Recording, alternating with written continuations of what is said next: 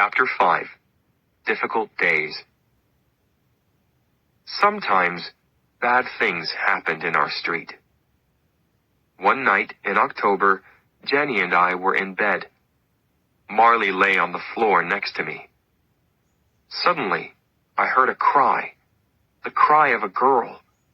It came from the street outside. I felt afraid, but I jumped out of bed. "Come with me, Marley," I said. "Please, John, don't go out there," said Jenny. "Call the police," I said. "I'll be careful." I held Marley by the end of his chain. The girl cried again. We went outside, and a man ran away down the street. 2 young men ran to me. "Go and stay with the girl," they shouted. "Help her. We're going after the man." I ran to the girl. She was my neighbor's daughter, Lisa. She was 17 years old. Her shirt was red and wet. "What happened?" I asked. "I was in my car," she said. "A man got in and put his hand over my mouth. He said, 'Don't make a noise.' But I did, and he cut me with his knife." I held Lisa in my arms. "It's going to be all right," I said.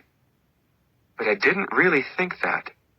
Lisa's face was gray, and she was very weak. I looked at Marley. He stood and looked down the street. He looked strong and ready for a fight. Nobody could get past him. Some minutes later, the police arrived with doctors, and they took Lisa away. A policeman asked me questions. Then I went home with Marley. Jenny met us at the door. "Marley was a different dog tonight," I said. "Nothing can hurt us when he's with us." I looked at Marley. "You did well tonight," I said. Lisa didn't die. She got well again. But I never forgot that night. One night, when Jenny and I were in bed, she said, "John, I think the baby is coming. Please call the doctor." Something's wrong, I thought. It's too early for the baby. I took Jenny to the hospital. "Your baby is too small," the doctor said to her. "We have to stop him coming out.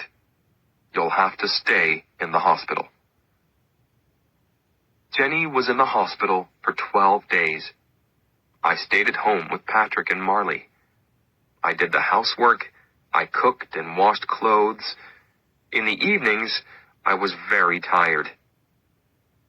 Marley sat and looked at me sadly. I could read his thoughts. "I don't understand. Why doesn't John want to play with me? Why doesn't he take me for walks? And where's Jenny?" I didn't do things at home very well. I left the bathroom door open all the time. Marley loved to go into the bathroom and to drink water from the shower. One day, I took Patrick on a visit to the hospital. "What did you do to Patrick?" Jenny asked. "What do you mean?" I asked. "He's fine." "Look at him," said Jenny. I looked. His arms were in the legs of his baby clothes. Jenny called my Aunt Anita. She also lived in Florida, but in a different town. "Please, can you look after John and Patrick?" she said. 2 days later, Aunt Anita arrived. She did the housework, and everything at home was fine again. When Jenny came home, she had to stay in bed all day. This was a very difficult time for her. She couldn't cook or go for a walk. Worst of all, she couldn't hold Patrick.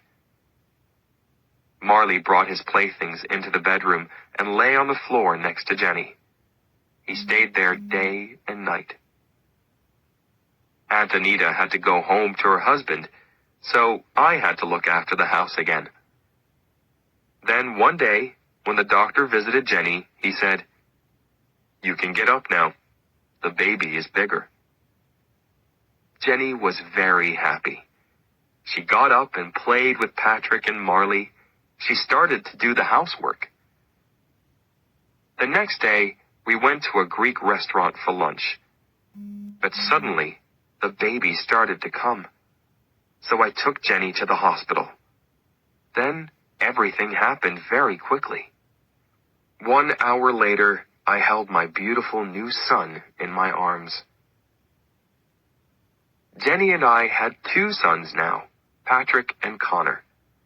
One was 17 months old, and one was a baby. We were very happy with our sons, but we were tired all the time. The babies woke us every night.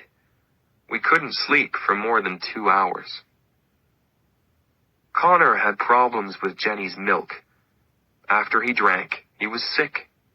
So Jenny was very sad. "What's wrong with me?" she said. "Connor doesn't like my milk. Maybe I'm not a good mom." She started to get angry quickly. She didn't get angry with Patrick and Connor, but she was often angry with Marley and me. Marley could do nothing right. I bought a plant and planted it in the yard. The next day, Marley pulled it out and ate it. Then, he broke a door in the house. He went crazy when there was a thunderstorm. One day, when I got home from work, I found Marley with Jenny. Jenny was very, very angry. "Why do you break everything?" she shouted. "You're a very bad dog." Marley stood with his head down, and she hit him again and again.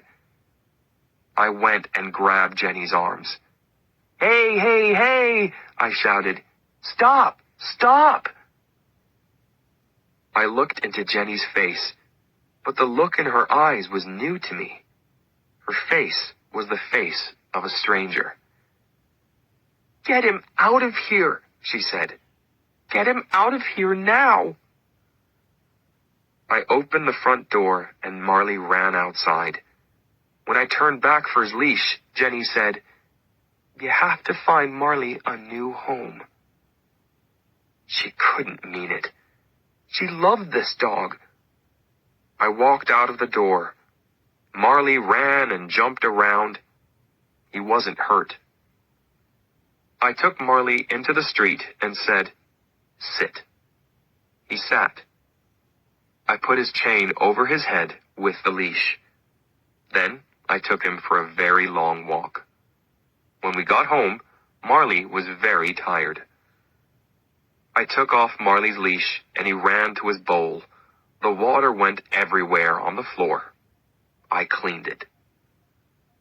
Jenny sat in a chair with Patrick and Connor. When I walked past her, she said quietly, "I want that dog to leave."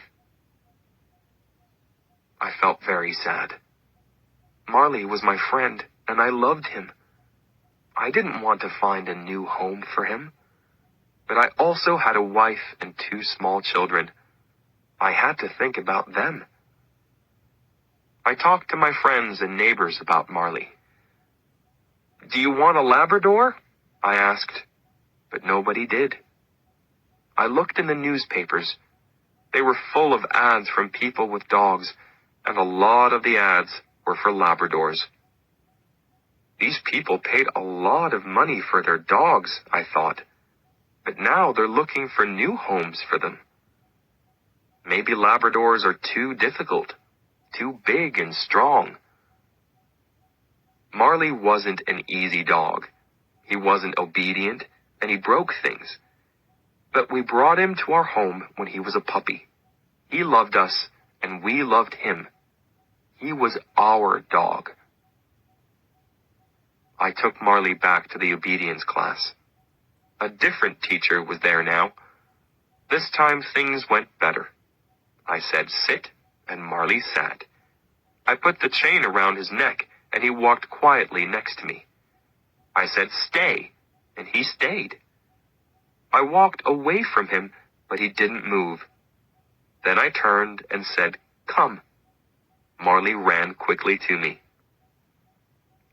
"Good boy, Marley," I said. "Good, good, good boy." At the end of the 8 weeks, the teacher gave me a paper. It said, "Marley did well in the obedience class."